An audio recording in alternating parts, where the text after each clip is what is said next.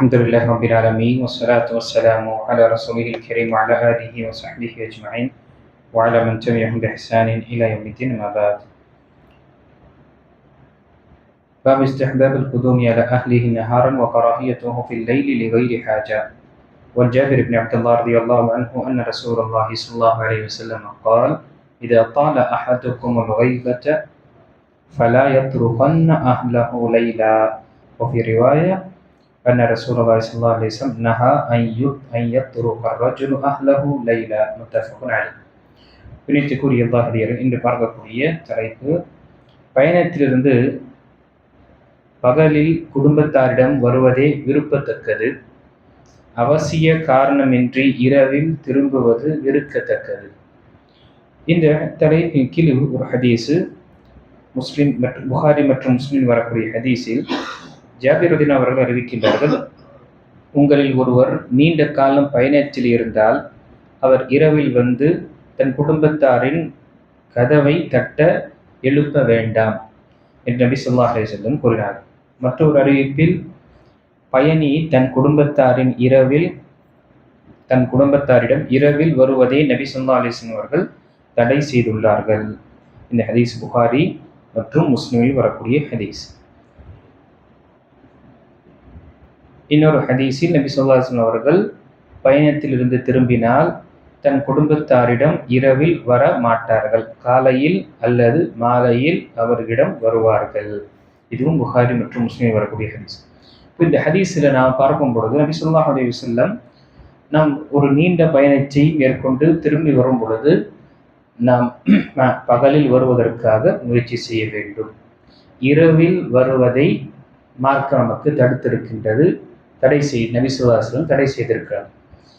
ஏன்னா இங்கு இன்னொரு ஹதீஸில் வரக்கூடிய காரணம், இதனுடைய ஹதீஸுடைய காரணங்கள் இன்னொரு ஹதீஸில் வந்திருக்கு.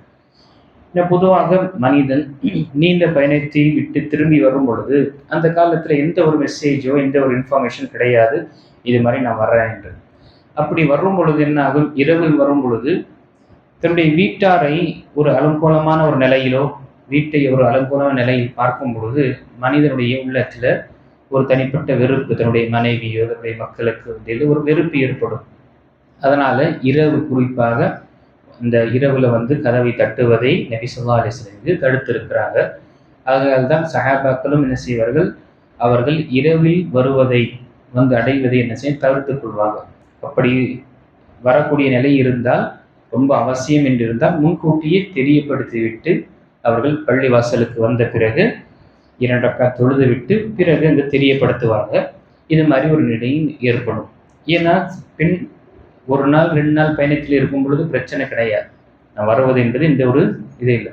ஆனால் நீண்ட பயணத்திற்கு பிறகு 1 மாதம் 2 மாதம் 1 வருஷம் 2 இப்படி என்று நம்முடைய தொழிலுக்காக நம்முடைய மற்ற ஒரு பயணத்திற்காக சென்று வரும் பொழுது இரவில் வருவதை நபி ஸல்லல்லாஹு அலைஹி வஸல்லம் தடுத்தார்கள். ஏன்னா அந்த பெண் மனைவியாக இருந்தால் வீட்டில் ஒரு அலங்கோலமான ஒரு கணவர் இல்லாத பட்சத்தில் அலங்கரிக்கக்கூடிய விஷயமோ அல்லது தன்னை சுத்தப்படுத்திக் கொள்ளக்கூடிய விஷயத்தில் என்ன கொஞ்சம் முன்ன பின்ன இருக்கும். அப்போது இந்த தருணத்தில் அல்லது இந்த சந்தர்ப்பத்தில் கணவன் வந்து பார்க்கும் பொழுது சந்திக்கும் பொழுது அவன் வெறுக்கக்கூடிய நிலை, அவன் தள்ளப்படலாம் என்று நபி ஸல்லல்லாஹு அலைஹி வஸல்லம் இன்னொரு காரணத்தில் தெரியப்படுத்தி இருக்கிறாங்க. இப்போ இங்கு இந்த ஹதீஸில் நம்ம எதுவும் அறிந்து கொள்ளும். இரண்டாவது, இப்போ சமகாலத்தில் இருக்கக்கூடிய விஷயம், நம்ம எங்கிருந்தாலும் இன்ஃபர்மேஷன் நம்ம கொடுத்தோன்னு, இது மாதிரி நான் வரேன், வெறும் ஒரு வாட்ஸ்அப்பாக இருக்கட்டும், ஃபோனாக இருக்கட்டும், இன்டர்நேஷ்னலாக இருக்கட்டும், அல்ஹம்துலில்லாஹ் நமக்கு இப்போ இன்ஃபர்மேஷன் இருக்கு. ஆனால் இன்னொரு பிரச்சனை அல்லது இன்னொரு ஒரு அந்நிய கலாச்சாரம் நம்முடைய சமுதாயத்தில் பரவிடுச்சு.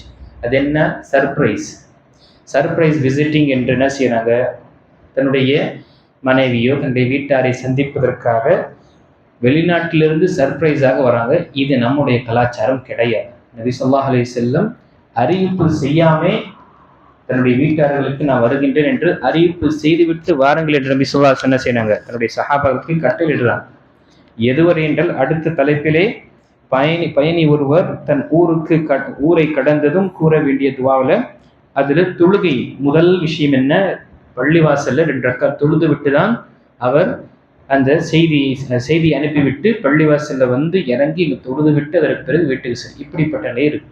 இந்த சந்தர்ப்பத்தில் நாம் இந்த சர்ப்ரைஸ் விசிட்டிங் என்று செய்தி நம்ம என்ன செய்கிறோம், மக்கள் இந்த குழந்தை நம்முடைய வீட்டாருக்கு நம்ம என்ன செய்யணும், ஒரு தனிப்பட்ட ஒரு ஷாக்கை ஏற்படுத்தும்.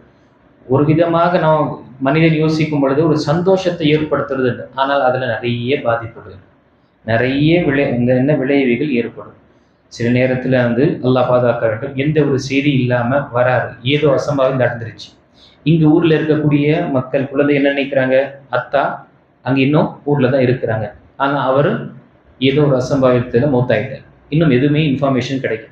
இதை மாதிரி 1 நாள் 2 நாள் 3 இப்படி என்று போகும் பொழுது இங்கே இருக்கக்கூடிய என்ன நினைக்கிறாங்க, அவங்க அங்கே தான் ஊரில் இருக்கிறாங்க, நாட்டில் தான் இருக்கிறாங்க, இப்படி ஒரு அசம்பாவிதம் நடக்கலாம், அல்ல ஏதாவது ஒரு எமர்ஜென்சி என்று அவருக்கும் ஏற்படலாம், அல்லது சப்போஸ் வரும் பொழுது எல்லாருடைய மனநிலை ஒன்றாக இருக்காது, சிலருடைய உள்ளம் மிக மென்மையாக இருக்காது, பார்த்த உடனேயே ஒரு தனிப்பட்ட ஏதாவது ஒரு உடல் ரீதியான பாதிப்பு ஏற்படும்.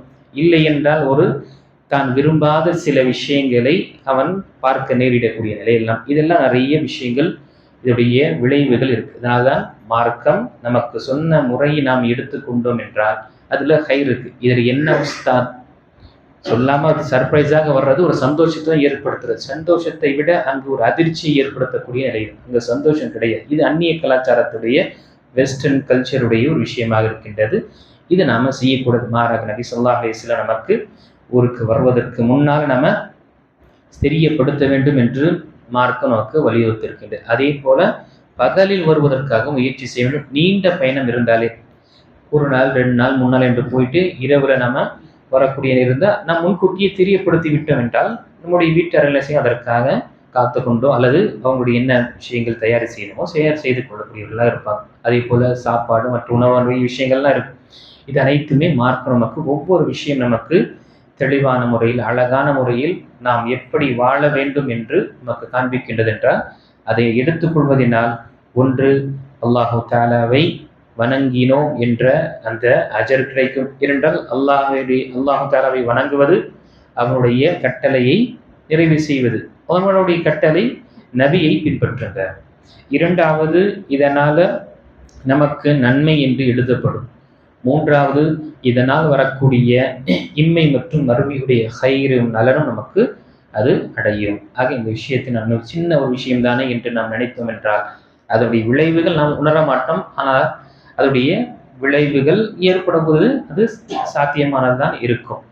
ஆக இந்த விஷயத்தை நமக்கு இன்ஷா அல்லாஹ் வரக்கூடிய அமர்வில் மீதமுள்ள விஷயங்களை நாம செய்யக்கூடிய படிக்கக்கூடிய இன்ஷா அல்லாஹ் விஷயங்கள் பார்க்கலாம். அல்லாஹ் தஆலா சொல்லக்கூடியவருக்கும் கேட்கக்கூடிய அனைவர்களுக்கும் நம்முடைய வாழ்க்கையை நபிகள் நாயகம் ஸல்லல்லாஹு அலைஹி வஸல்லம் காட்டியிருந்த சுன்னாவின் அடிப்படையில் வாழக்கூடியவர்களாக அல்லாஹ் ஆக்கி அருள்வானாக.